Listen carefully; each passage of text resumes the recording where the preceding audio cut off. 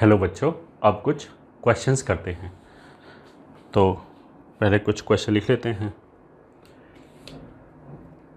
Question 1, A1 -1 -3, B is 2 1 -2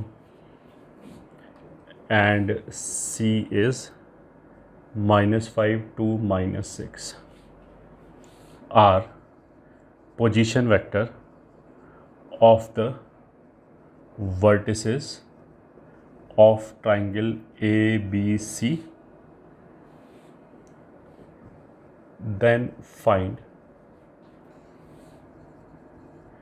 length of internal angular bisector of angle A. Question 2. P, Q have position vectors A and B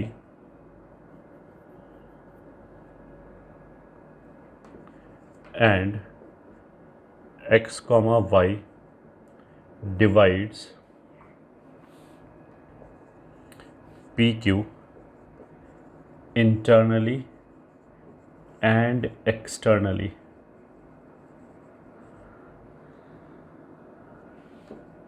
Respectively in the ratio 2:1, then find xy vector. Question 3. If P is the position vector of orthocenter and G is position vector of centroid of triangle ABC,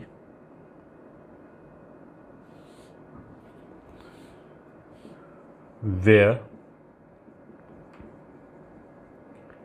circumcenter is origin.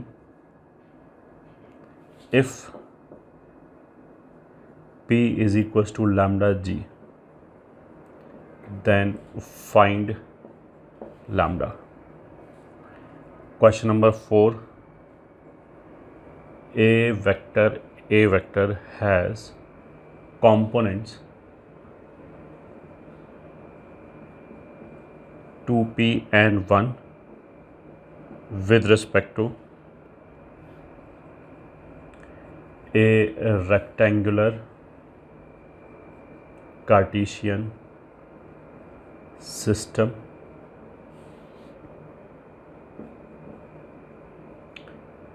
the system is rotated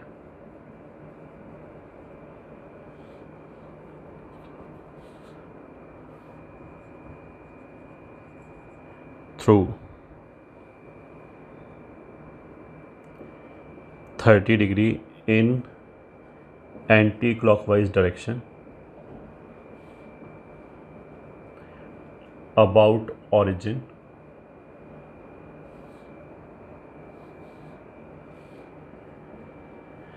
such that new component of A are P plus 1 and 1,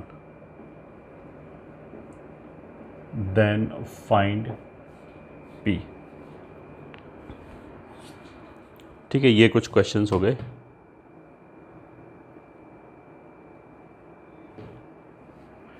अब करते हैं पहले वाले case में solution 1।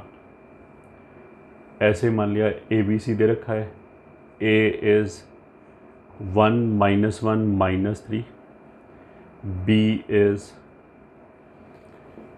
2 1 -2 and this C is -5 2 -6। ठीक है, और हमें क्या निकालना है, length of internal angular bisector of angle A. तो internal angular bisector theta theta, ये पॉइंट डी। तो हमें बेसिकली ए डी का लेंथ निकालना है। अब देखो ए बी वेक्टर कितना हो जाएगा, ये वाला वेक्टर, बी में से ए घटा दिया, ठीक है, तो 2 में से 1 गया 1, 1 में से -1 गया 2, -2 में से ये गया 1, ये हो गया।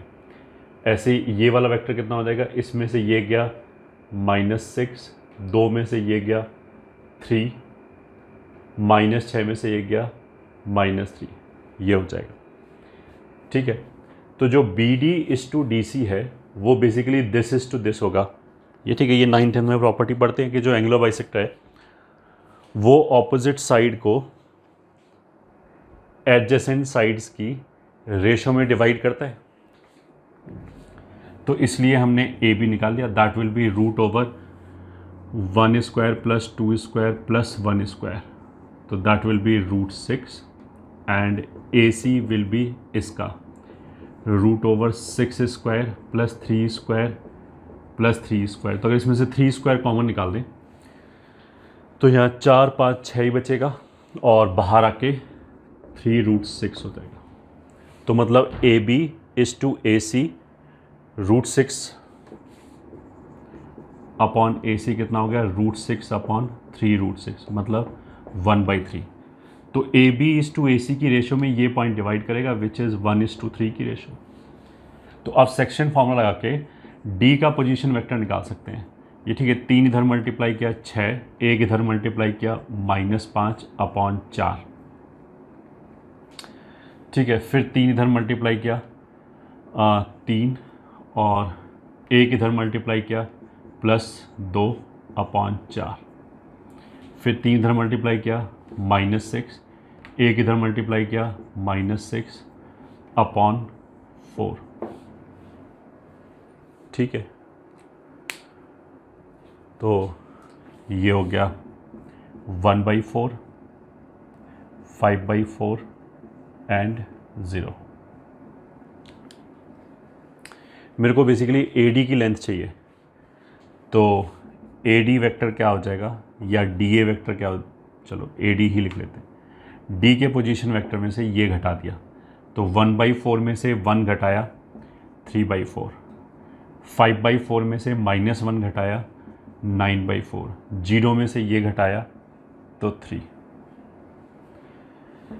तो ए डी बराबर ए डी वेक्टर का mod will be equals to root over 9/16, 81/16 plus 9, sorry 16 आएगा ये,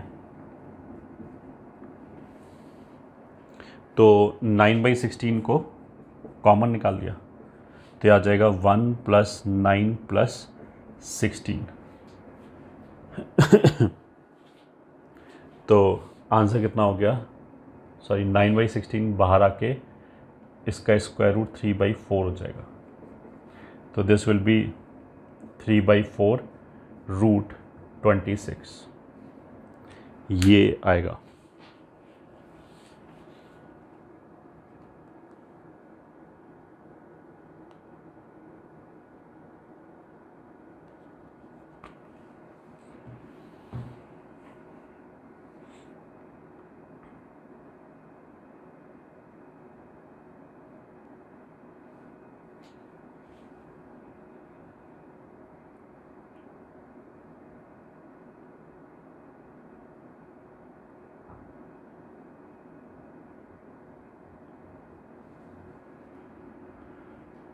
ए बी इज टू ए सी, तो 3 स्क्वायर 3 स्क्वायर 3 बाहर 1/3, ये भी सही है।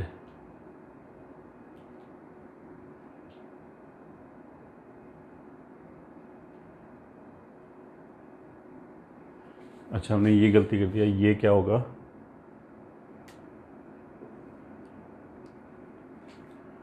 ये तो हमने कैंसिल किया, 0 लिख दिया। दिस शुड बी -3,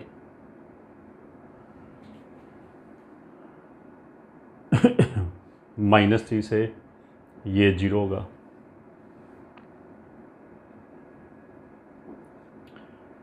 तो ये 0 होगा।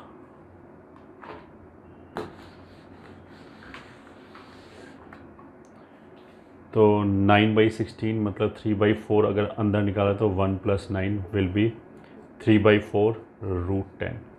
ये आंसर आएगा। This is the correct answer. ठीक है, ये हो गया हमारे पास first question.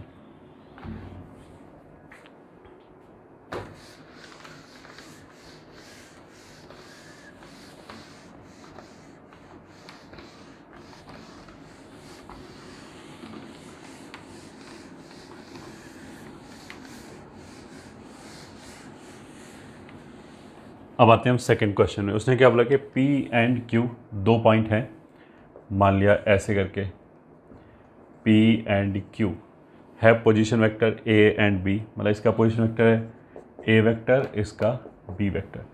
X and Y divide PQ internally and externally in the ratio 2:1। तो X तो कहीं यहाँ पे आएगा जो इसको 2:1 की रेशियो में डिवाइड करेगा, और Y एक्सटर्नली डिवाइड कर रहे हैं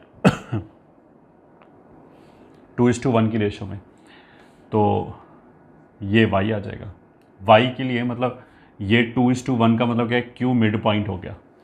तो या तो हम सीधा सीधा पोजीशन वेक्टर निकाल लें विदाउट दिमाग लगाए ना, तो x वेक्टर को ऐसे कर सकते हैं 2b + a/3 and y vector को लिख सकते हैं 2b - a/1। और हमें क्या चाहिए, एक्स वाई वेक्टर। तो एक्स वाई मतलब वाई के पोजीशन वेक्टर में से, मतलब ऐसे करते हैं ना, position vector of Y minus फिर इधर वाला पोजीशन वेक्टर ऑफ एक्स, तो -2b + a/3। तो ये हो जाएगा 4b - 4a/3 या फिर 4/3b - a। ठीक है, ये हो जाएगा। वैसे अगर हम देखना चाहें तो ये पूरा लेंथ अगर L है तो ये 2/3 L हो जाएगा, ये L/3 हो जाएगा, और ये भी L हो जाएगा। क्योंकि 2:1 का मतलब क्या है, अगर ये डिस्टेंस 2 है तो ये 1 है। That simply means Q mid point है। तो ये जो लेंथ है, ठीक है, एक्स वाई की जो लेंथ है वो बेसिकली कितनी हो जाएगी, एक्स वाई की जो लेंथ है वो हो जाएगी 4/3L।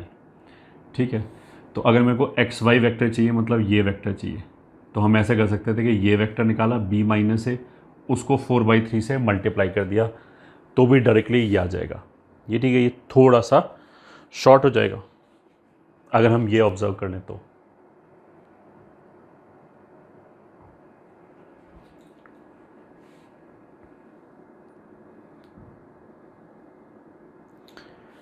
So this will be question 2। आगे चलते हैं हम।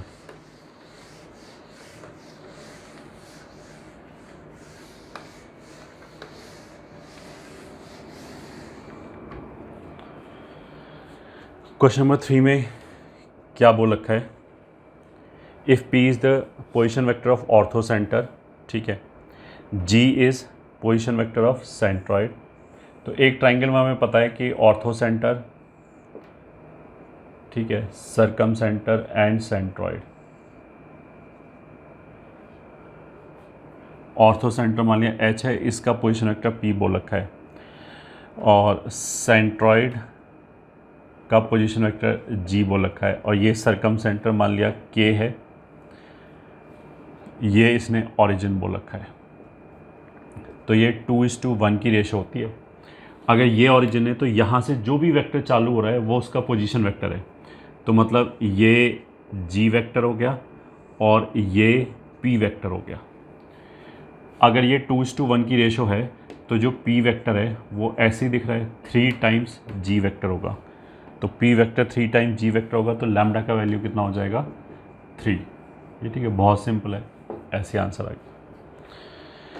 क्वेश्चन नंबर 4 में उसने क्या बोला है कि एक वेक्टर है A वेक्टर, और उसके कंपोनेंट 2b और 1 है। ठीक है, मतलब उसके कंपोनेंट कुछ भी, ये 2p हो गया और ये 1 हो गया A वेक्टर के। ठीक है, फिर हमने क्या किया, एक्सिस को मान लिया रोटेट कर दिया, कुछ ऐसे रोटेट कर दिया, तो उससे जो उसके ये नए कंपोनेंट आए, ठीक है, वो कितना आ गया, p+1 एंड 1। ठीक है, अब वेक्टर तो चेंज हुआ नहीं, अगर हमने एक्सेस रोटेट कर भी दिया तो length of vector will remain the same, length of vector will remain the same.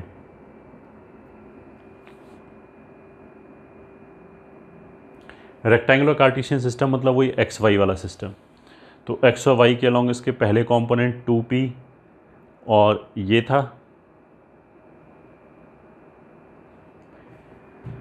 बाद में p+1 और 1 हो गया। तो a वेक्टर का मैग्नीट्यूड बराबर a वेक्टर का मैग्नीट्यूड दोनों सिस्टम में, तो 2p का स्क्वायर प्लस 1 स्क्वायर का रूट बराबर p+1 का स्क्वायर प्लस 1 स्क्वायर का रूट रूट हटा दिया, तो 2p का स्क्वायर विल बी p+1 का रूट और 2p बराबर plus minus p+1।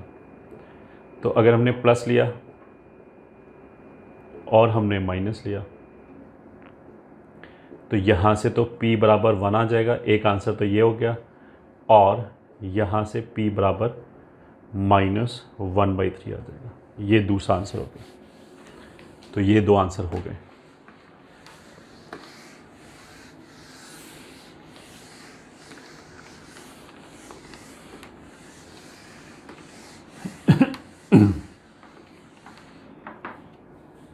Four question.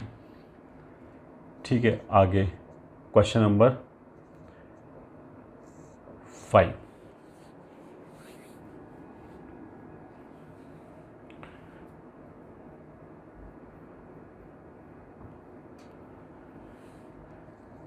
In a quadrilateral, if midpoint of sides are joined in order,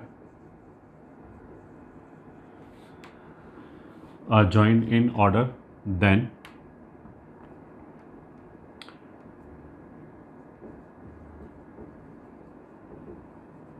resulting quadrilateral is parallelogram। ये ठीक है, prove that. Question number 6,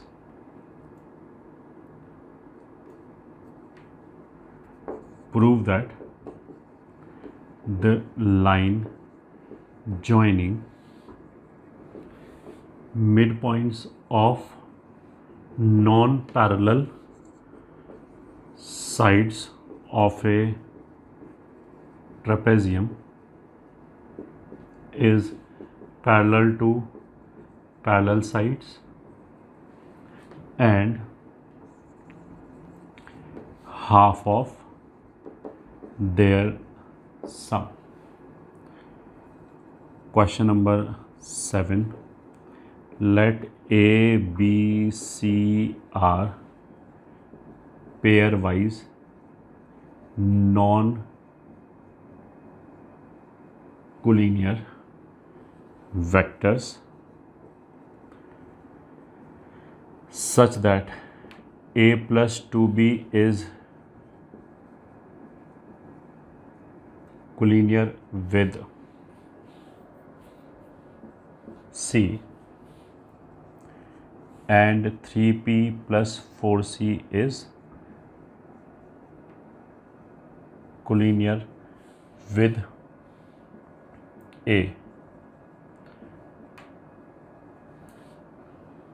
then find mod of 3P plus 4C upon A vector।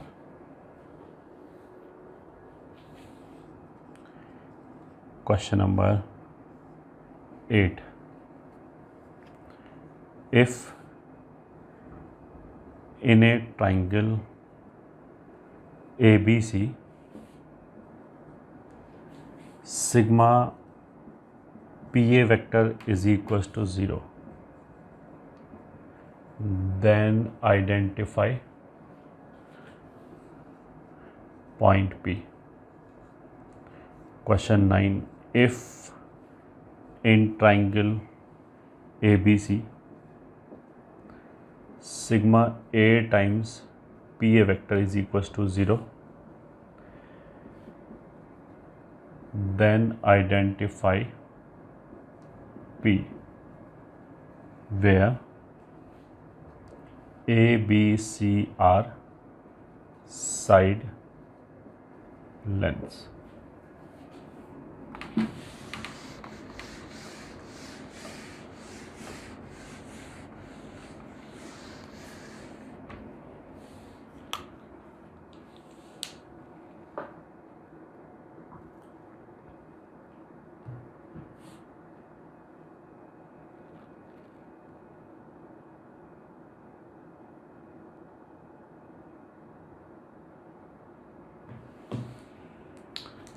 ठीक है,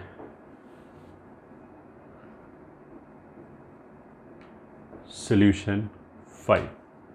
उसमें लगे एक quadrilateral है ऐसे, ये ठीक है, किसी भी तरह का, और ABCD उसके मिड पॉइंट्स को ज्वाइन किया, ठीक है। मान लिया ये M1, M2, M3, M4। तो हमें ये प्रूव करना है कि ये पैरेललोग्राम है, ठीक है। तो हमने मान लिया कि इसका पोजीशन वेक्टर A वेक्टर है, इसका पोजीशन वेक्टर B है, C है, D है। इसको पैरेललोग्राम प्रूव करने के लिए वी कैन सिंपली शो कि ये दो वेक्टर बराबर हैं। अगर ये दो वेक्टर का लेंथ बराबर है, ये दो वेक्टर अगर बराबर हैं तो इनका लेंथ भी बराबर हो गया एंड ये पैरेलल भी हो गए। तो अगर ये पैरेलल है एंड लेंथ बराबर है तो ऑफ कोर्स ये पैरेललोग्राम ही बनेगा फिर तो, ठीक है। फिर ऑफ कोर्स ये दोनों पैरेलल होगा ही होगा, ठीक है। तो ये मिड पॉइंट है इन दोनों का, तो ये आ जाएगा B+C/2, और ये इन दोनों का मिड पॉइंट है तो A+B/2, यह आ जाएगा A+D/2 and this will be C+D/2। तो M1 M2 vector will be equals to M2 में से M1 घटा दिया, पोजीशन वेक्टर मतलब, तो B+C/2 में से A+B/2 घटा दिया तो B भी कैंसिल हो जाएगा, C-A/2 आ जाएगा। ऐसी जो ये वाला वेक्टर है M4 M3 वेक्टर कैसे लिखते हैं, पहले दूसरे वाले का पोजीशन वेक्टर माइनस फिर पहले वाले का position vector is equals to M3 हो जाएगा C+D/2, M4 हो जाएगा A+D/2 बराबर D कैंसिल हो गया C-A/2। So this implies M1 M2 vector बराबर M4 M3 vector. This implies M1 M2 M3 M4 is parallelogram, ठीक है, वो पैरेललोग्राम है। हो गया प्रूव।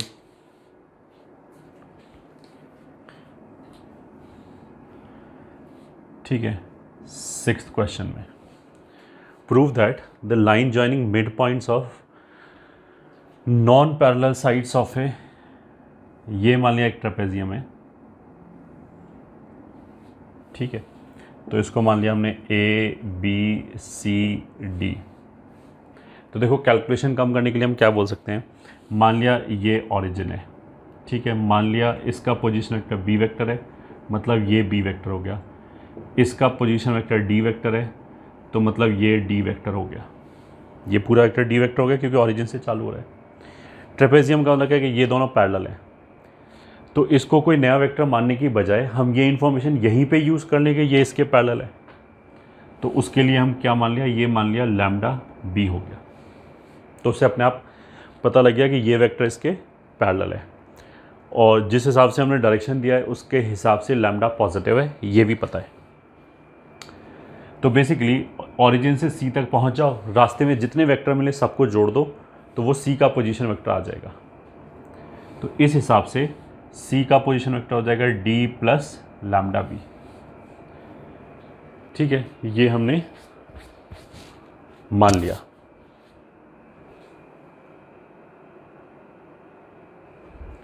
अब इसने क्या बोला है कि जो नॉन पैरेलल साइड्स हैं, मतलब ये जो दोनों साइड्स हैं, ठीक है, इनके मिड पॉइंट M1 M2 को ज्वाइन करने वाली जो लाइन है M1 M2, वो इन दोनों पैरेलल साइड्स मतलब AB और DC के पैरेलल होगा एंड AB प्लस DC/2 होगा।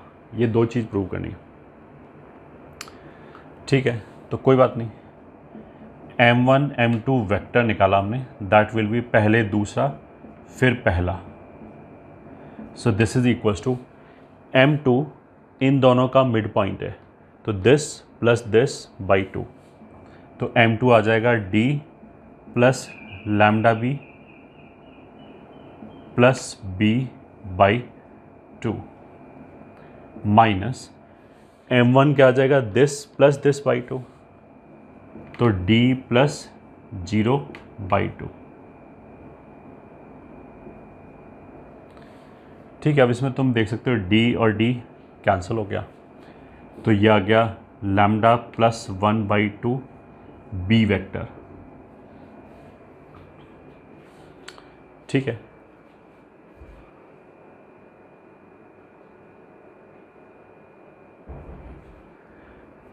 अब देखो ध्यान रखो, हमें दो चीज़ प्रूव करनी है। तो एक तो M1 M2 बराबर जो B वेक्टर है, जो B वेक्टर है मतलब ये वेक्टर, उसका कोई मल्टीपल आ गया, मतलब this is lambda plus 1/2 times AB vector. तो यहाँ से तो ये प्रूव हो गया कि M1 M2 लाइन जो है वो AB के पैरेलल है, एक पार्ट प्रूव हो गया। ठीक है, इस पैरेलल टू पैरेलल साइड्स, ये ठीक है, मतलब जो M1 M2 ये लाइन है वो पैरेलल साइड्स के पैरेलल है, ये प्रूव करना है। तो ये वाला पार्ट प्रूव हो गया एंड हाफ ऑफ देयर सम, ये अब सेकंड पार्ट आया।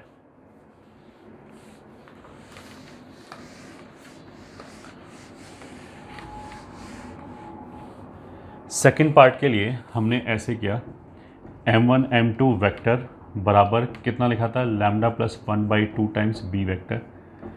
तो इसको हमने अलग अलग ही कर दिया, लैम्डा B प्लस B, ऐसे पहले तो ऐसे लिखा। अब हमने दोनों तरफ मोड़ लिया, बराबर half of lambda B plus B। अब देखो लैम्डा B और B, लैम्डा पॉजिटिव है, अभी हमने बोला था कि ये लैम्डा पॉजिटिव है, तो ये और ये दोनों लाइक वेक्टर्स हैं। तो लाइक वेक्टर्स में वैसे तो देखो जनरल ये होता है A प्लस बी का mod is less than equals to mod A plus mod B होता है, ये ठीक है। But if A comma B are like vectors, then mod of A plus B को, लाइक मतलब सेम डायरेक्शन, उल्टा भी नहीं होना चाहिए, mod A vector plus mod B vector लिख सकते हैं। ठीक है, तो बिकॉज ये दोनों लाइक वेक्टर्स हैं इसलिए इसको हम ऐसे लिख सकते हैं, half of lambda B vector ऐसे करके, as lambda B and B are like vectors. ठीक, अब लैम्डा B वेक्टर तो ये वाला वेक्टर हो गया, उसका मॉड ये लेंथ हो गया इस वेक्टर का विच इज CD।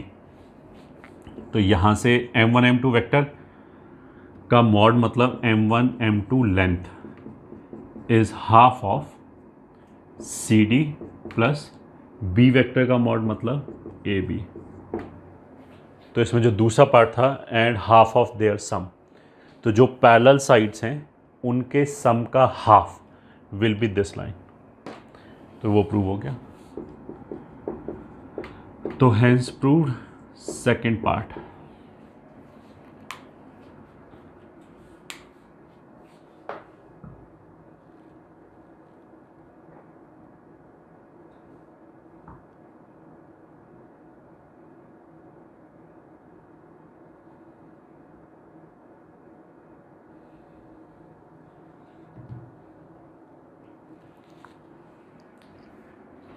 ठीक है,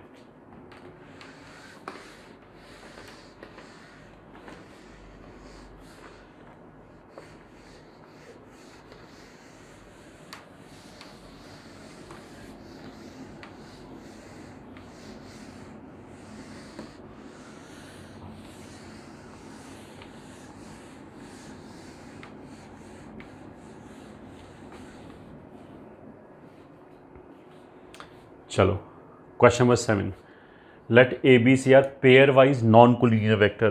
पेयर वाइज नॉन कोलिनियर मतलब कोई भी दो कोलिनियर नहीं है, ना तो ए और बी कोलिनियर है, ना बी और सी, ना ए और सी, ऐसे करके, ठीक है। Such that A plus two B is collinear with C, मतलब ए और बी तो कोलिनियर नहीं है but A plus two B C के कोलिनियर है। तो हमने पढ़ाया था रिप्रेजेंटेशन ऑफ वेक्टर में कि अगर ये वेक्टर सी के कोलिनियर है तो इसको लैम्डा सी के बराबर लिख सकते हैं for some value of lambda. फिर ऐसे ही 3b प्लस 4c ये ए के कोलिनियर है, तो ऑफकोर्स अब दोबारा लैम्डा तो यूज़ नहीं कर सकते, लैम्डा तो यहाँ पे कोई फिक्स नंबर आएगा इन वेक्टर के हिसाब से, तो यहाँ पे हमने क्या लिख लिया, म्यू ए वेक्टर, ठीक है। देखो ये टोटल 3 वेक्टर दे रखे हैं, अगर मैं केवल इस इक्वेशन की बात करूँ तो इन 3 वेक्टर में हम कोफिशिएंट कंपेयर नहीं कर सकते दोनों तरफ। 3 वेक्टर का कॉम्बिनेशन अगर लिखा हुआ है दोनों तरफ तो कोफिशिएंट कंपेयर हम जब ही कर सकते हैं जब वो तीनों नॉन कोप्लेनर हो, ठीक है। तो ऐसा तो कहीं नहीं दे रखा कि A B C non coplanar है, इसने तो ये बोला कि ए बी सी में से कोई भी पेयर उठाओ वो कोलिनियर नहीं है, मतलब ए और बी कोलिनियर नहीं है, बी और सी कोलिनियर नहीं है, ए और सी कोलिनियर नहीं है, बट ये बेसिकली लाई तो एक ही प्लेन में करेगा क्योंकि ये जो कॉम्बिनेशन है ए और बी का वो ए और बी के प्लेन में आएगा। तो अगर वो लैम्डा टाइम सी के बराबर है तो सी भी ए और बी के प्लेन में ही होना चाहिए, ठीक है। अगर दो वेक्टर का कॉम्बिनेशन लिखा है तो उनको हम कोफिशिएंट कंपेयर कर सकते हैं अगर वो दोनों वेक्टर नॉन कोलिनियर हो तो, ठीक है। तो इस इक्वेशन को देख के देखो हमें क्लियर कट पता लग जाएगा करना क्या है। इन दोनों में कॉमन लिंक क्या है, बी। तो अगर मैं मान लिया फर्स्ट इक्वेशन है, ये सेकंड इक्वेशन, इन दोनों में से बी हटा दें, मतलब 3 times first equation minus 2 times second equation, अगर कर दें इसको 2 से मल्टीप्लाई करें, इसको 3 से मल्टीप्लाई करके घटा दें तो 6b और 6b कैंसिल हो जाएगा। तो यहाँ से आ जाएगा 3a माइनस 8c बराबर 3 लैम्डा सी माइनस दूसरे को 2 से मल्टीप्लाई किया है 2 म्यू ए। अब इसमें केवल 2 ही वेक्टर बचे। अगर 2 वेक्टर बचे तो because they are non collinear, ठीक है, ए और सी बचा, इसमें ए और सी नॉन कोलिनियर है, दे आर नॉट कोलिनियर, तो फिर उनके कॉम्बिनेशंस में दोनों तरफ हम कोफिशिएंट कंपेयर कर सकते हैं। तो ए का कोफिशिएंट मतलब as A and C are non collinear, hence we can compare coefficients। तो इधर से a का कोफिशिएंट 3 आया, उधर से -2 म्यू आया, तो यहाँ से म्यू बराबर -3/2 हो गया। c का कॉम्बिनेशन इधर से कोफिशिएंट 8 आया, इधर से 3 लैम्डा आया, तो लैम्डा बराबर -8/3 हो गया, ठीक है। 3b प्लस 4c ये यहाँ से आ रहा है म्यू ए, तो 3b प्लस 4c बराबर म्यू टाइम्स ए, तो इसको यहाँ रख दिया तो आ गया -3/2 ए। अब दोनों तरफ हमने मॉड ले लिया तो 3a प्लस 4c का मॉड बराबर 3/2 ए का मॉड, या फिर 3/2 बाहर निकाला तो मॉड ए। 3a प्लस 4c का 3a नहीं सॉरी b बराबर मॉड ए से डिवाइड कर दिया मॉड ए, ठीक है। तो यही रेशो चाहिए थी, इसने क्या बोला, इस collinear with A then find this, तो यही चाहिए था। तो 3/2 will be the answer of this question.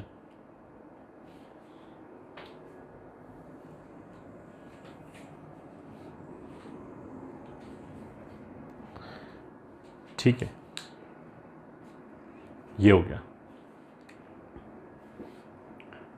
8th, in a triangle ABC sigma PA बराबर 0 वेक्टर, तो इसको ऐसे लिख सकते हैं सिग्मा, अगर हमने बोला कि ट्राइंगल ABC है तो A जैसे A आएगा वैसे B आएगा वैसे C आएगा, ठीक है। तो ये सिग्मा पी ए लिखने का मतलब क्या है, पी तो एक ही है, पी पी क्यू आर कुछ नहीं है, इसने कहाँ बोला क्यू आर कुछ, पी तो अकेला पॉइंट एक ही है, ए बी सी तीन अलग अलग पॉइंट्स हैं, तो वो सिग्मा जो लगा रखा है वो बेसिकली ए बी सी की वजह से लगा रखा है। दैट मीन्स ये P A plus P B plus P C बराबर जीरो वेक्टर ऐसे लिखा है। तो पी ए वेक्टर को हम लिख सकते हैं पहले दूसरे का पोजीशन वेक्टर माइनस फिर पहले का position vector is equals to zero vector, अलग अलग कर दिया तो ये आ गया बराबर सिग्मा ओ पी वेक्टर। मतलब बेसिकली ये P A plus P V plus P C लिखा है, तो पी ए को लिखेंगे O A minus O P, O B minus O P, O C minus O P. तो ये जो सिग्मा लगा है, पी तो एक ही पॉइंट है तो उसका मतलब क्या है कि ये तो 3 बार आ जाएगा simply. That means O P बराबर सिग्मा ओ ए बाई 3, या फिर ये ऐसे हो गया O A plus O B plus O C by 3। ये तो ए बी सी के पोजीशन वेक्टर्स हो गए। अब A plus B plus C by 3, तो ये तो सेंट्रॉइड होता है, ठीक है, ये क्या होता है, centroid of triangle A B C. This implies P is centroid of triangle A B C. तो उसका मतलब क्या है कि अगर कोई ट्राइंगल दे रखा है ए बी सी, हमने P कोई भी पॉइंट लिया और उस पॉइंट P को हमने ए बी सी से ज्वाइन किया, तो पी ए पी बी और पी सी 3 वेक्टर आ जाएंगे। उन वेक्टर का सम जीरो केवल जब आ सकता है जब वो पॉइंट P उस ट्राइंगल का सेंट्रॉइड हो, और कभी नहीं आ सकता। ये हमने प्रूव किया इस क्वेश्चन में।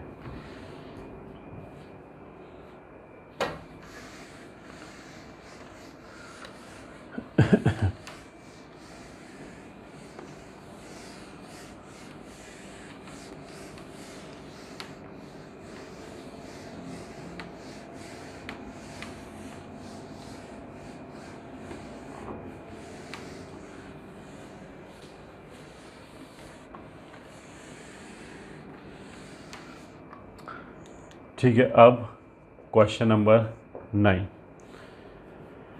ये ऐसे लिखा है A times P A plus B times P B plus C times P C बराबर जीरो वेक्टर। फिर इसको ऐसे लिख लिया A times O A minus O P plus B times O B, मतलब पहले इसका पोजीशन वेक्टर फिर इसका position vector O P plus C times O C minus O P बराबर जीरो वेक्टर। तो A O A plus B O B plus C O सी तो इधर छोड़ दिया, ओ पी वेक्टर को उधर ले गए, तो साथ में कितना आ जाएगा, ए यहाँ से बी यहाँ से सी, तो ये आ जाएगा ओ पी वेक्टर बराबर A O A vector C O C vector whole divided by A plus B plus C. अब ये फॉर्मूला तो किसका होता है, इन सेंटर का। दिस इज लिखाया था ये हमने, position vector of incentre of triangle A B C. That would imply P is incentre of triangle A B C. यही पहचाना था कि P कौन सा पॉइंट है, तो पता लग गया कि P जो है वो ट्राइंगल का इन सेंटर है।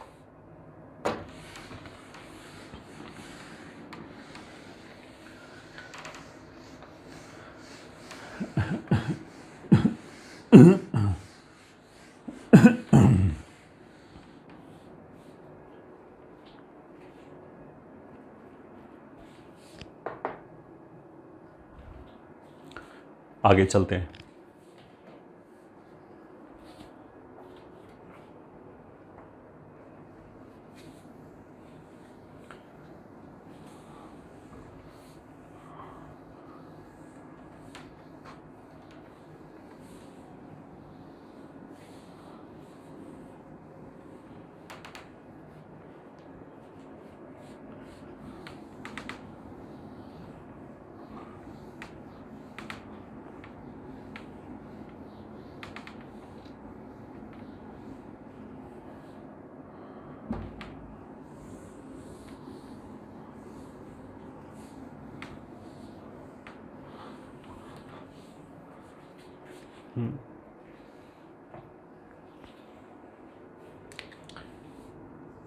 Question number 10. Let ABCD is parallelogram. Endpoints P, Q are taken on BC and CD, dividing them in the ratio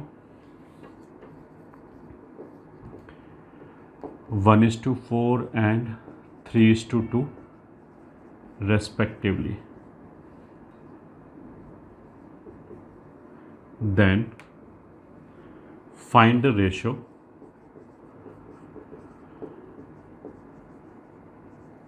in which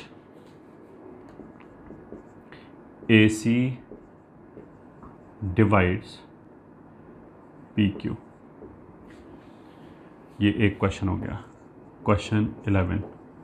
Let ABC DEF is regular hexagon with AB vector as P vector and AF vector as Q vector. Then find AC AD and AE vector in terms of P and Q.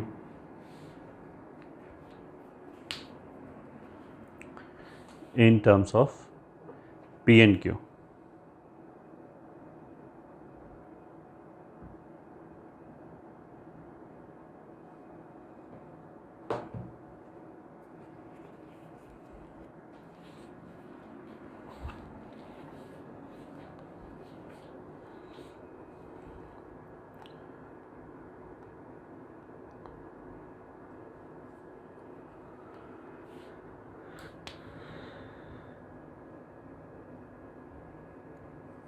Question number 12.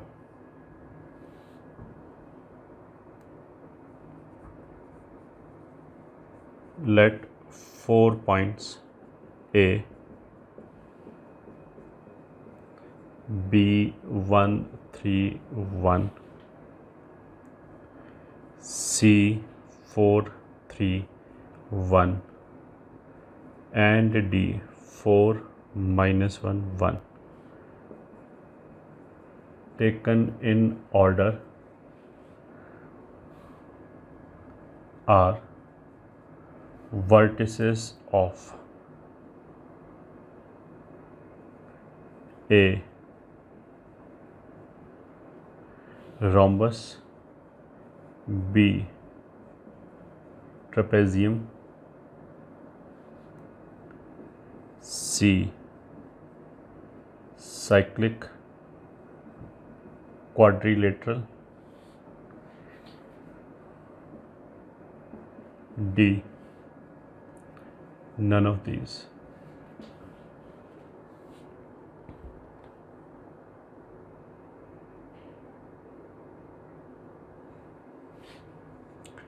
Question 13. If 3i cap plus j cap minus 2k cap, B vector is -i cap plus 3j cap plus 4k cap and C vector is equals to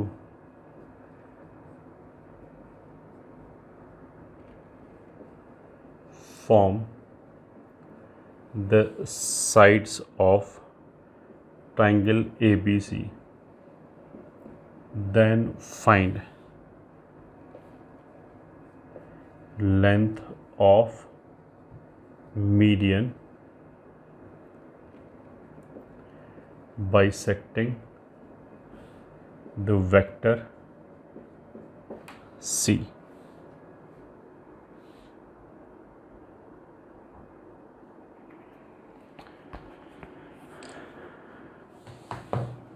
पहले यही कर लेते हैं।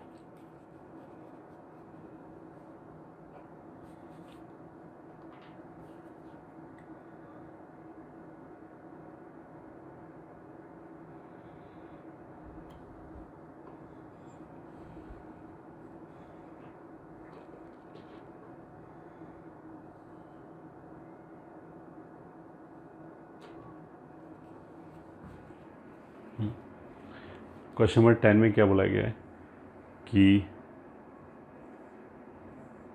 ए B C D is a parallelogram.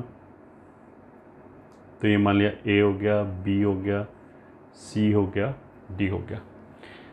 And points P and Q are taken on B C. B C के ऊपर P लिया है जो इसको 1:4 की रेशो में डिवाइड कर रहा है, तो 1:4 का रेशो हो गया।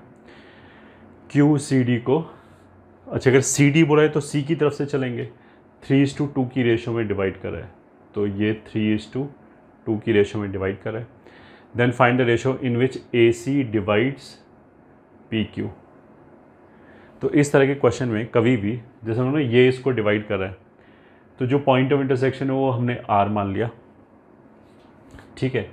आर जो है वो ए सी की तरफ से भी आ जाएगा एंड पी क्यू की तरफ से भी आ जाएगा। तो हमें बस यही करना है कि आर का पोजीशन वेक्टर निकालो दोनों तरफ से, जिस भी लाइन का वो पॉइंट ऑफ इंटरसेक्शन है उसके एंड पे जो पॉइंट है उनके पोजीशन वेक्टर को यूज़ करके सेक्शन फार्मूला लगा के आर आ जाएगा, फिर कंपेयर कर लो, अपने आप आ जाएगा। सबका लाइन ऑफ थिंकिंग यही है। तो जैसे आर पी क्यू और ए सी का पॉइंट ऑफ इंटरसेक्शन है, तो हम पी क्यू की तरफ से भी उसका पोजीशन वेक्टर लिखेंगे एंड ए सी की तरफ से भी पोजीशन वेक्टर लिखेंगे, ठीक है। अब लिखेंगे कैसे हैं, एक को ओरिजिन बोल दिया नंबर ऑफ़ वेरिएबल कम करने के लिए, इसका पोजीशन वेक्टर बी मान लिया तो ये बी वेक्टर हो गया, इसका पोजीशन वेक्टर डी मान लिया तो ये डी वेक्टर हो गया। अगर ये डी वेक्टर है तो ये भी डी वेक्टर है। तो पी का पोजीशन वेक्टर भले तो देखो सी का पोजीशन वेक्टर क्या होगा, D vector plus B vector, तो ये तो हो जाएगा बी प्लस डी। पी का जो पोजीशन वेक्टर है वो एक तो तुम सेक्शन फॉर्मूला लगा लो, एक सीधा सीधा दिखाई दे रहा है, ये पी वेक्टर हो गया, और ये जो है ये पूरे का 1/5 होगा क्योंकि 1:4 का रेशो है। पूरा वेक्टर अगर डी वेक्टर है तो ये हो जाएगा 1/5 ऑफ डी वेक्टर। ऐसी मान लिया मेरे को क्यू तक पहुंचना है, तो डी वेक्टर पूरा एंड ये 2/5 ऑफ ये पूरा वेक्टर बी वेक्टर है। तो क्यू का जो पोजीशन वेक्टर होगा वो कितना हो जाएगा, D vector plus 2/5 of B vector, ठीक है। अब हमने क्या बोला था कि मेरे को ये चाहिए कि ए सी पी क्यू को किस रेशो में डिवाइड कर रहा है। तो मान लिया λ/1 ऐसे आ रहा है और आर जो है वो ए सी को μ/1 की रेशो में डिवाइड कर रहा है। तो आर का पोजीशन वेक्टर हम ए सी की तरफ से भी लिख सकते हैं, पी क्यू की तरफ से भी लिख सकते हैं। और क्वेश्चन में उसने क्या बोला है, then find the ratio in which A C divides P Q. ये इसको किस रेशो में डिवाइड कर रहा है, तो आंसर मतलब हमें लैम्डा चाहिए अल्टीमेटली, ठीक है। तो आर का पोजीशन वेक्टर हम कैसे लिख सकते हैं, अगर हम पी और क्यू की तरफ से लिखें तो लैम्डा इधर जाएगा, lambda Q plus 1p upon lambda plus 1, ये ठीक है। ए सी की तरफ से लिखें तो म्यू इधर जाएगा, म्यू टाइम्स सी का पोजीशन वेक्टर 1 टाइम्स ए का position vector upon mu plus 1, ठीक है।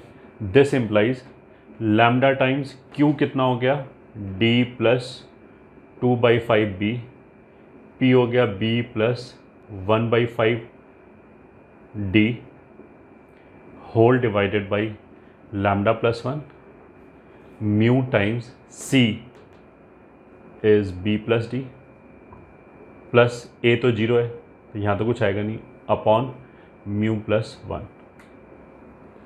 ठीक है।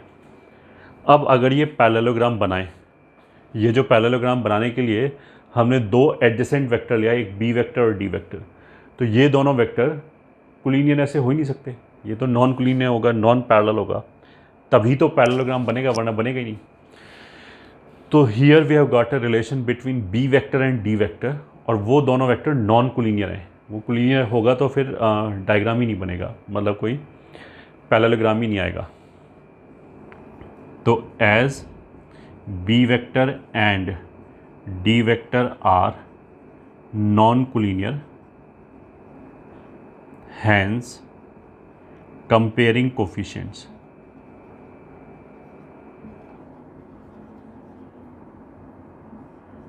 ठीक है, हैंस कंपेयरिंग कोफिशिएंट्स दोनों तरफ। तो b का कोफिशिएंट इधर से कितना आ जाएगा, b एक तो यहाँ पे एक यहाँ पे, तो यहाँ पे आ जाएगा 2 lambda by 5 plus 1 upon lambda plus 1, इधर से आ जाएगा म्यू अपॉन म्यू प्लस 1। ये तो b का कोफिशिएंट कंपेयर करके आ गया। फिर d का coefficient lambda plus 1/5 upon lambda plus 1 बराबर उधर से आ जाएगा म्यू म्यू प्लस 1। मेरे को अल्टीमेटली लैम्डा चाहिए बेसिकली। अगर उसने क्वेश्चन में ये बोला था कि in which ratio P Q divides C A, P Q divides C A, तो सी ए मतलब सी की तरफ से, तो फिर हमारा आंसर 1 अपॉन म्यू होता। अगर क्वेश्चन में ये होता ना कि पी क्यू किस रेशियो में डिवाइड करा है सी ए को, तो 1 अपॉन म्यू होता है। अभी तो लैम्डा ही है, तो बड़े आराम से निकल भी जाएगा। डिवाइड करते ये पूरा चला गया, मतलब इधर 1 आ गया, और लेफ्ट हैंड साइड पे डिनोमिनेटर भी कैंसिल हो गया, तो मतलब 2 lambda by 5 plus 1 upon lambda plus 1। This implies 2 lambda by 5 plus 1 is equals to lambda plus 1।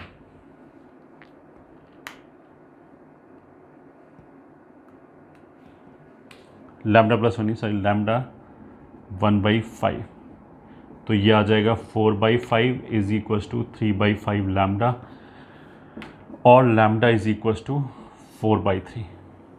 यही हमारा आंसर है। This is the required answer.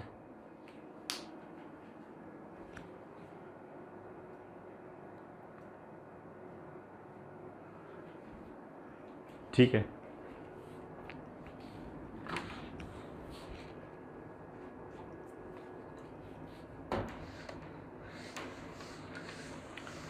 this was 10th question.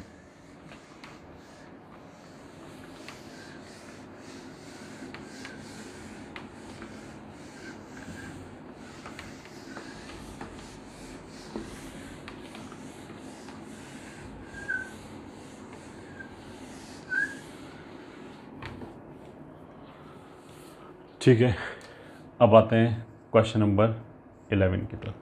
ABCDEF is regular hexagon.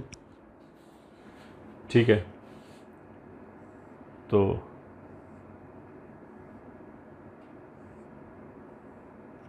ये मान लिया ABCDEF। तो हम थोड़ा सा ज्योमेट्री यूज़ करें तो बहुत जल्दी हो जाएगा, वरना हमें वेक्टर इक्वेशंस वगैरह यूज़ करनी पड़ेगी, तो वो तो अभी हमने कुछ पढ़ाया नहीं है, तो हम ज्योमेट्री ही यूज़ करेंगे। ठीक है, ABCD इज रेगुलर हेक्सागन, मतलब सारी साइड बराबर हैं। AB ये P वेक्टर दे रखा है, AF ये Q वेक्टर दे रखा है। ठीक है, then find AB AC and so on. ठीक है, अब देखो सिमेट्री से अगर हमने इसको ज्वाइन किया, ठीक है, एंड इसको ज्वाइन किया एंड इसको ज्वाइन किया, मान लिया अगर हमने ऐसे ज्वाइन किया, तो ये समझ आता है कि ये जो एंगल है पूरा ये 120 डिग्री है। ठीक है, ये एंगल 60 डिग्री होगा, ये 60 डिग्री होगा।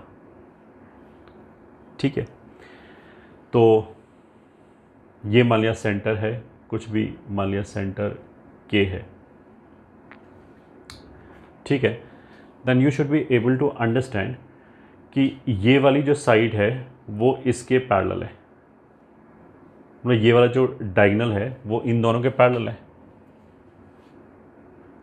ठीक है, क्योंकि ये भी 60 डिग्री एंगल बना रहा है, इधर भी ये 60 डिग्री एंगल बना रहा है, तो ये लाइन इन दो पैरेलल लाइन के साथ बराबर बराबर एंगल बना रहा है। ऐसे बोल सकते हैं, सिमेट्री से डायरेक्टली भी बोल सकते हैं। इस डायग्राम में ये जैसे 60 60 60 का मतलब क्या है कि ये जो ट्राइंगल है वो इक्विलेटरल ट्राइंगल हो गया। तो पहले तो मैंने दो चीज़ बोला कि ये साइड इसके पैरेलल है और ये इसके पैरेलल है, मतलब ये दोनों पैरेलल हैं ऑफ कोर्स, और ये जो डायगोनल है ये भी इन दोनों साइड के पैरेलल है। ऐसे ही ये वाला जो डायगोनल है वो इन दोनों के पैरेलल है, ये वाला जो डायगोनल है वो इन दोनों के पैरेलल है। पहली बात। दूसरी बात, अगर इसका लेंथ अल्फा है, इसका लेंथ अल्फा है, तो इसका लेंथ भी अल्फा है। ये ठीक है, अल्फा अल्फा अल्फा सारी साइड बराबर हैं, मान लिया अल्फा लेंथ का, तो ये भी अल्फा है, ये भी अल्फा है, ये भी अल्फा है। ठीक है, नाउ तुम इसको ऐसे देखो कि ये अल्फा लेंथ का वेक्टर p है, तो ये भी अल्फा लेंथ का वेक्टर p होगा एंड ये भी अल्फा लेंथ का वेक्टर p होगा। ठीक है, अगर ये q है तो ये भी q हो गया। ठीक है, और ऑफ कोर्स ये भी q हो गया, ये भी q हो गया, क्योंकि ये और ये बराबर है, ये डबल है उसका। अब सब कुछ आ गया, अब कुछ नहीं चाहिए, क्योंकि this vector plus this vector ये वाला वेक्टर आ जाएगा। तो वेक्टर एडिशन से यहाँ से यहाँ तक गए p वेक्टर, यहाँ से यहाँ तक गए q वेक्टर, तो ये आ जाएगा p प्लस क्यू वेक्टर। अगर ये p प्लस क्यू है तो ये भी p प्लस क्यू है, ये भी p प्लस क्यू है, ये भी p प्लस क्यू है, तो this will also be p plus Q vector. ठीक है,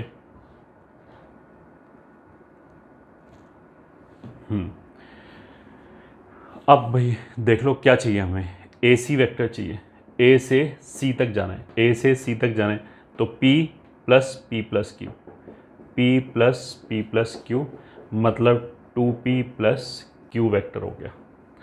फिर उसके बाद ए डी वेक्टर चाहिए, ए डी, तो जितना वेक्टर ये है उतना ही वेक्टर ये है, ये भी p प्लस क्यू वेक्टर हो जाएगा, तो ये हो जाएगा twice of p plus Q vector. A E vector चाहिए, सी और ई ए के रिस्पेक्ट में सिमेट्रिकली प्लेस्ड है, तो अगर सी में 2p प्लस क्यू आए तो इसमें of course p plus 2q आ जाएगा। वैसे भी देख सकते हो, मतलब ए से मेरे को ई तक जाना है तो p प्लस क्यू ऐसे चले गए, यहाँ से यहाँ तक, इन दोनों इस रास्ते के थ्रू चले गए, तो p प्लस 2q हो गया। This is basically illustration to demonstrate कि अगर हम थोड़ा बहुत ज्योमेट्री पर ध्यान दें तो कुछ कुछ क्वेश्चन बहुत जल्दी सॉल्व हो सकते हैं।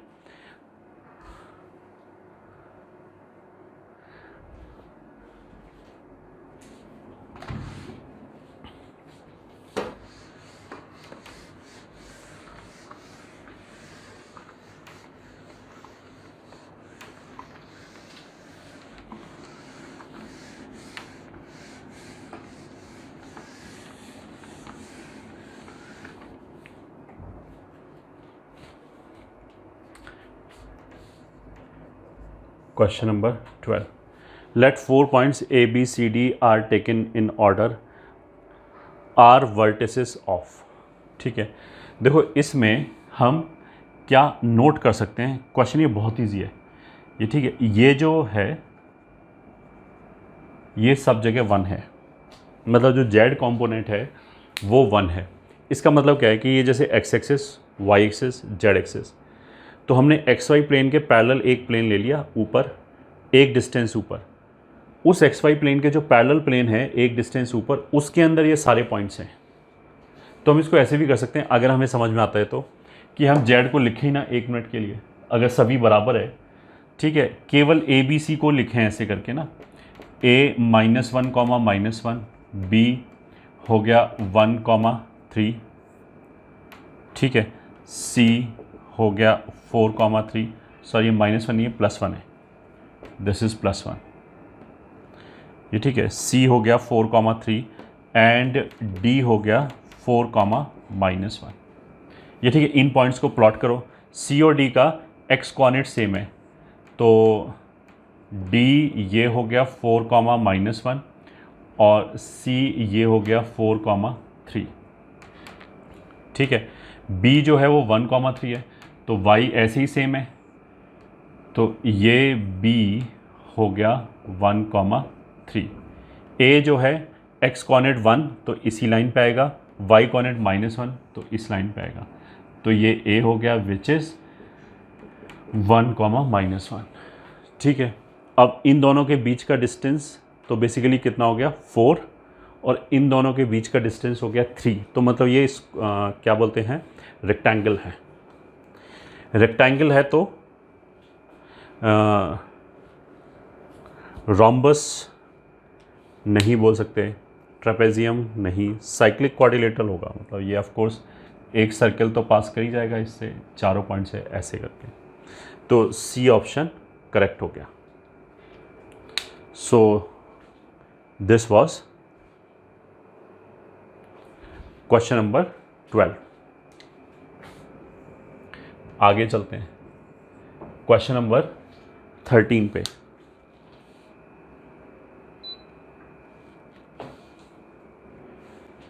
क्वेश्चन नंबर 13 में क्या बोला गया है, A is equals to B and C are sides of a triangle. ठीक है, मतलब ये साइड्स के अलोंग है वेक्टर। ए को लिख लेते हैं हम 3 1 -2, मतलब आई जे के ना लिखना पड़े। B is -1 3 4 and C is 4 -2 -6। ठीक है, तो अगर ये तीनों साइड के अलोंग वेक्टर हैं तो इनका कोई ना कोई एक लीनियर कॉम्बिनेशन 0 के बराबर आ जाएगा, मतलब इन वेक्टर की हेल्प से हम जहाँ से चलना चालू करें वहीं पे वापस आ जाएंगे। तो दैट यू कैन सी कि अगर मैं इन दोनों को जोड़ दूँ तो ये वेक्टर आ जाएगा, तीसरे वाला वेक्टर आ जाएगा। तो ये फिर ऐसे हो गया कि एक वेक्टर ये हो गया 4 -2 -6, दूसरा वेक्टर ये हो गया -1 3 4, मतलब ये बी वेक्टर हो गया, ये सी वेक्टर हो गया। इन दोनों को अगर हम जोड़ दें तो तीसरा वेक्टर ये वाला ए आ जाएगा, विच इज़ 3 1 -2, ये वेक्टर आ गया। ठीक है, अब उसने एक क्वेश्चन पढ़ते हैं आगे क्या बोला है, form the sides of a triangle A B C then find length of median bisecting the vector C. मतलब ये वाला जो वेक्टर है इसकी लेंथ चाहिए हमें, इसकी लेंथ चाहिए। ठीक है, तो मान लिया P है, ये Q है, ये R है, ये M है, मिड पॉइंट, मीडियन का मतलब ये है। तो उसका मतलब क्या है कि मेरे को PM वेक्टर चाहिए, PM वेक्टर का लेंथ चाहिए।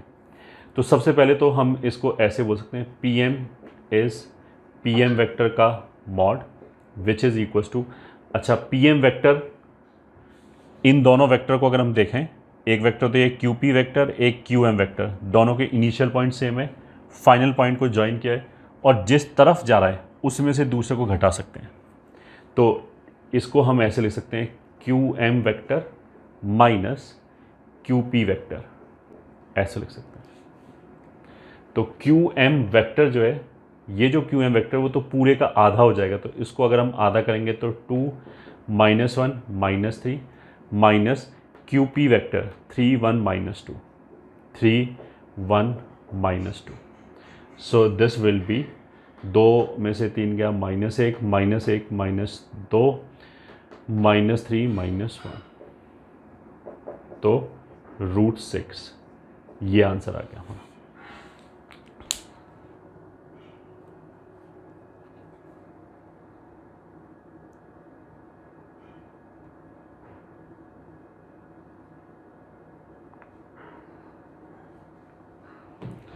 ठीक है, √6 विल बी द आंसर।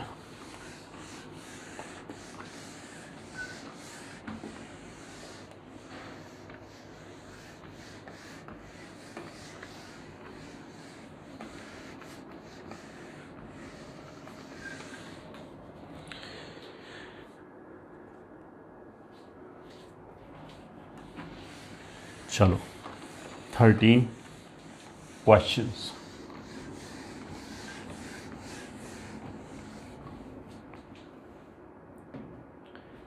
आगे चलते हैं।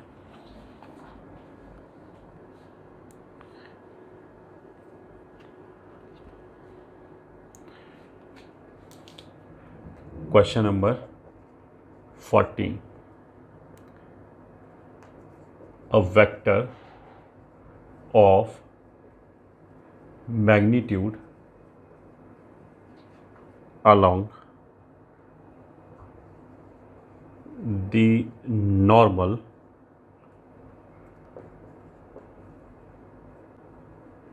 to the curve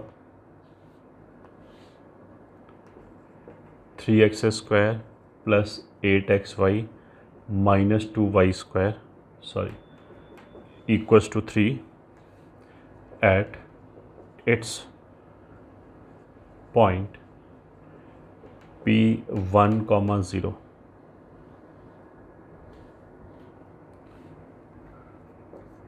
ये ठीक है, find A vector this. Question number 15।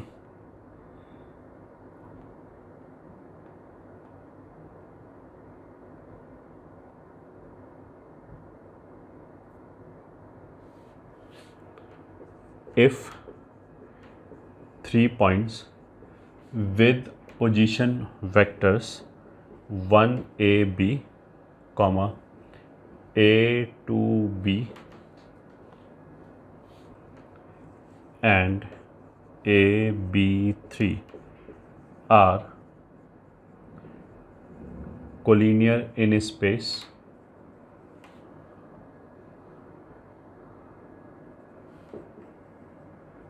then find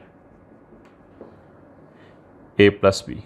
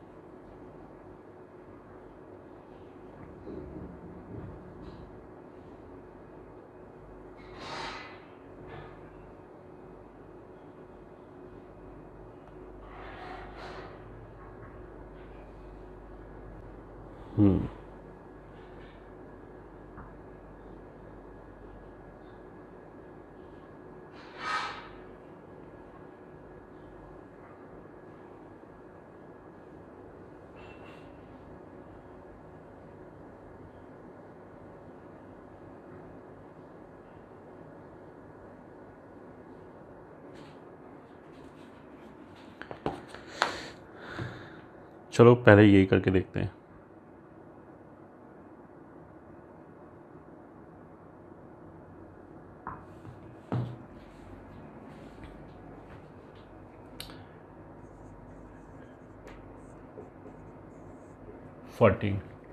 find A vector, ये ठीक है, along with the normal to this curve 3x² plus 8xy plus 2y² is equals to 3 at the point p1, 0। तो मतलब ये कोई भी कर्व ऐसे दे रखा है, ठीक है, और इस पॉइंट p पे हमने ऐसे नॉर्मल खींचा, तो इसके अलॉन्ग चाहिए। तो सबसे पहले तो हमने इसको डिफ्रेंशिएट किया dx, तो आ जाएगा 6x plus 8xy dash plus 8y plus 4y dash बराबर 0। ठीक है, 6x हो गया, 8xy डैश हो गया, 8y हो गया, हाँ ठीक है। तो यहाँ से एक तो पूरे में से 2 कैंसिल हो जाएगा, तो 3 4 4 2। y डैश के साथ कितना आएगा, या ऐसे रख ही देते हैं ना, इसमें सीधा पॉइंट p जो है कहाँ गया, पॉइंट p 1, 0 रख दिया, तो x की जगह 1 रखा तो ये 3 हो गया, प्लस x की जगह 1 रखा तो ये 4y डैश हो गया, ये y की जगह 0 रख दिया, y की जगह 0 रख दिया, तो y डैश कितना हो गया, -3/4। ठीक है, तो ये तो हो गया slope of tangent. Slope of normal कितना हो जाएगा, 4/3। ठीक है, स्लोप ऑफ नॉर्मल कितना हो जाएगा, 4/3।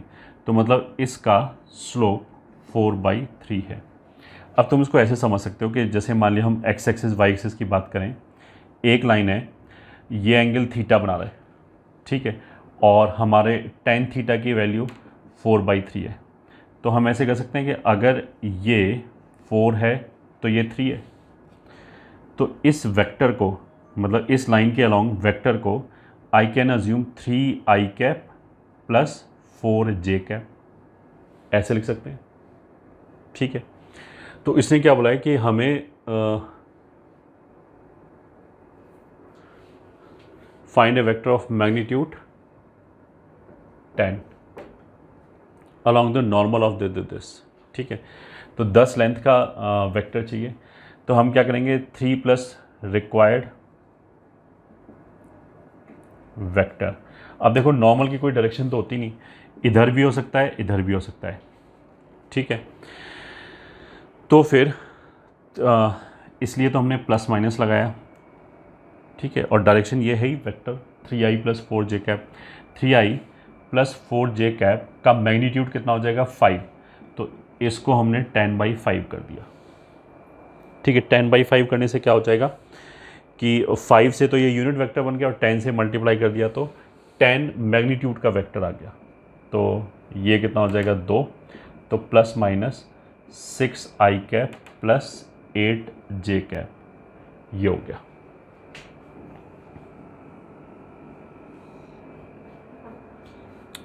ठीक है। ये आ गया।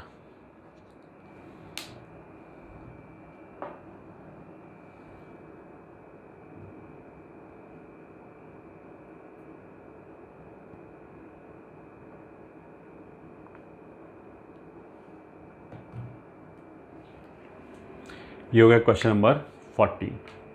अब चलते हैं क्वेश्चन नंबर 15 की तरफ, which says if 3 points with position vector 1a b are collinear in space. तो मान लिया ये 3 पॉइंट ए बी सी है, 1a b, b पॉइंट हो गया a to b and c point हो गया a b 3। If A B C are collinear, then हम ऐसे बोल सकते हैं कि A B vector is equals to lambda times A C vector. अगर तीन पॉइंट्स जो हैं ए बी सी, ये पॉइंट्स हैं, पॉइंट्स के पोजीशन वेक्टर दे रखे हैं। तो अगर ये 3 पॉइंट एक लाइन में लाई करेगा तो A B vector and A C vector, ये दोनों वेक्टर भी कोलिनियर होगा। और अगर हमें ए बी के कोई भी कोलिनियर वेक्टर चाहिए तो उसको lambda times A B vector बोल सकते हैं, ठीक है। तो this can be written as A B इस फॉर्म में। अब ए बी को हम कैसे लिखेंगे, बी माइनस ए बराबर लैम्डा टाइम्स सी माइनस ए। तो बी माइनस ए मतलब इसमें से ये घटा दिया तो आ जाएगा a minus 1, 2 minus a 0 is equals to lambda times C minus a, इसमें से ये घटा दिया c माइनस ए मतलब a माइनस 1, b माइनस ए, और ये हो जाएगा 3 माइनस बी, ठीक है। अब दोनों तरफ इक्वेट किया तो a माइनस 1 बराबर lambda times a minus 1, 2 minus a बराबर lambda times b minus a, 0 is equals to lambda times 3 minus b। So this will give you b is equals to 3, ठीक है। अगर b इज इक्वल्स टू 3 है तो यहाँ से मतलब यहाँ से क्या आएगा, या तो a इज इक्वल्स टू 1 और लैम्डा इज इक्वल्स टू 1, या तो a 1 आएगा या फिर लैम्डा 1 आएगा, ठीक है। अब इसको चेक कर लिया, अगर a 1 एंड b 3 है तो ये कितना हो जाएगा 1 is equals to lambda times 3 में से 1 गया 2, तो लैम्डा कितना आ जाएगा हाफ। अगर a 1 के बराबर है तो, ठीक है। और दूसरा क्या चेक कर सकते हैं कि अगर लैम्डा 1 के बराबर है, और अगर लैम्डा 1 के बराबर है तो फिर a कुछ भी हो सकता है। तो इसको चेक किया, अगर लैम्डा 1 के बराबर है तो 2 माइनस ए बराबर लैम्डा 1 के बराबर है, और ये हो जाएगा 3 माइनस ए, तो 2 इज इक्वल्स टू 3, तो ये तो हो नहीं सकता, तो यही ठीक है, ठीक है। तो उसका मतलब क्या है कि ultimately a is equals to 1 and b is equals to 3 आया, तब जाके ये जो दो वेक्टर हैं वो कोलिनियर वेक्टर होगा। Question number 16,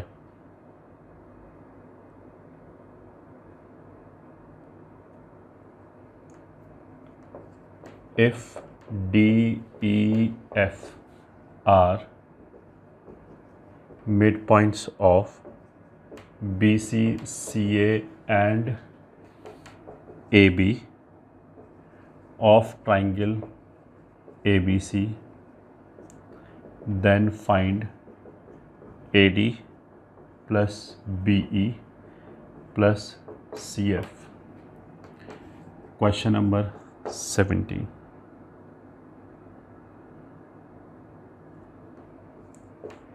If A, B, C, D, E, F is regular hexagon and AB plus AC plus AD plus AE plus AF बराबर lambda AD, then find lambda. Question 18.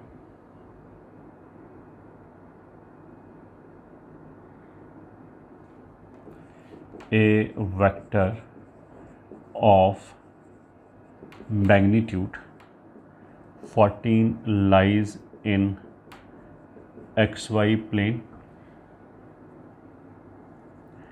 and makes an angle 60 degree with x-axis.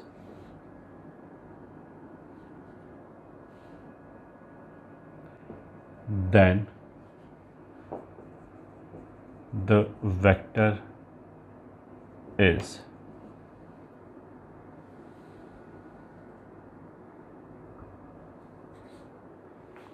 ठीक है, पहले यही करते हैं।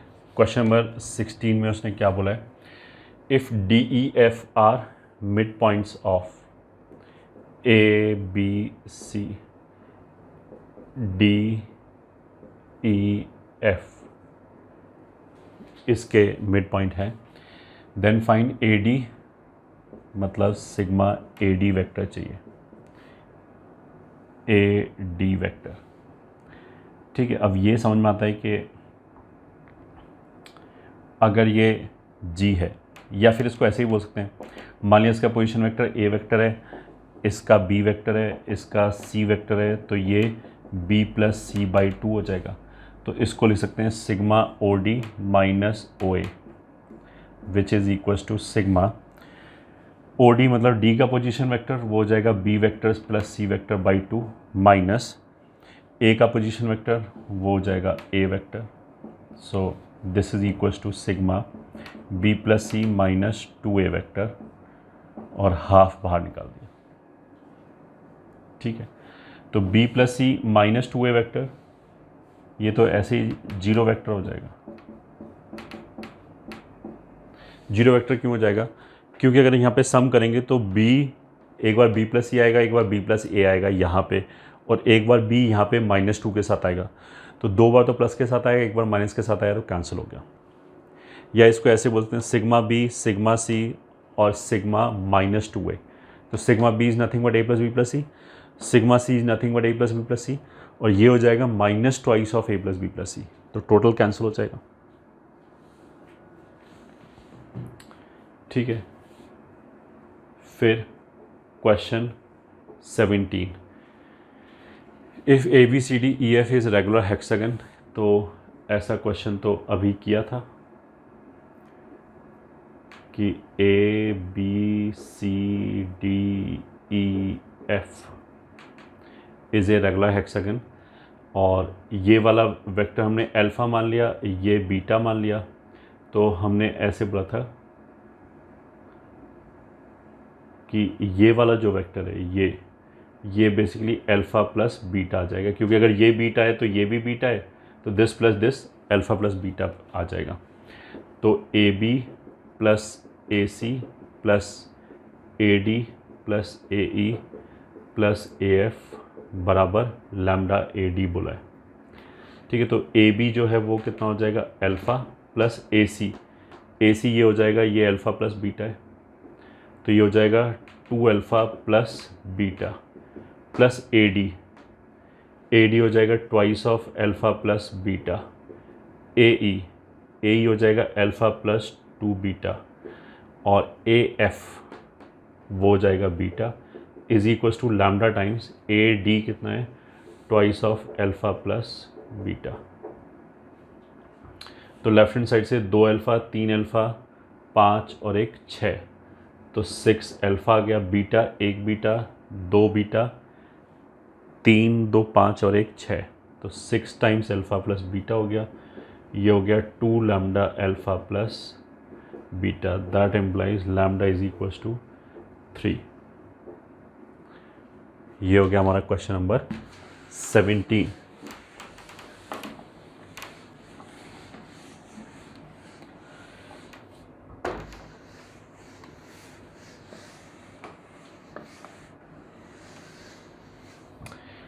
Question number 18, a vector of magnitude 14 lies in X Y plane, ठीक है, which makes an angle 60 degree with X axis.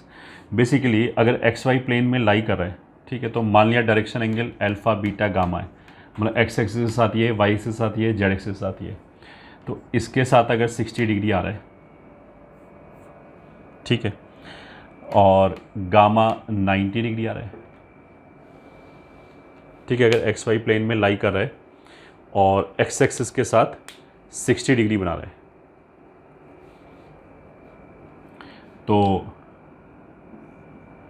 ऐसे हो जाएगा, मतलब ये मान लिया एक्स एक्सिस है, ये वाई एक्सिस है, इसके साथ अगर 60 डिग्री बना रहा है, ठीक है, तो वैसे तो एक्स एक्सिस के साथ इधर भी 60 हो सकता है, इधर भी 60 हो सकता है, 60 डिग्री। तो गामा के साथ मतलब वाई एक्सिस के साथ इधर ये 30 डिग्री भी हो सकता है, और ये 90,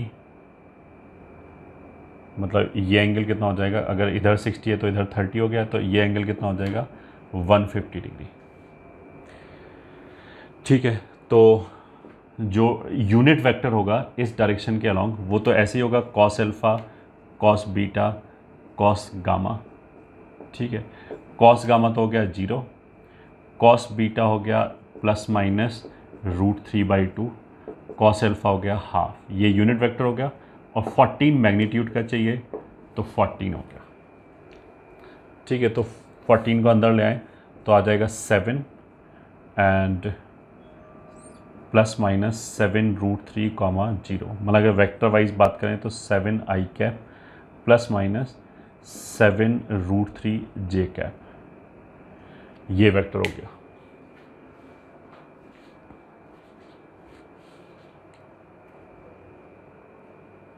यही आंसर हो गया बस।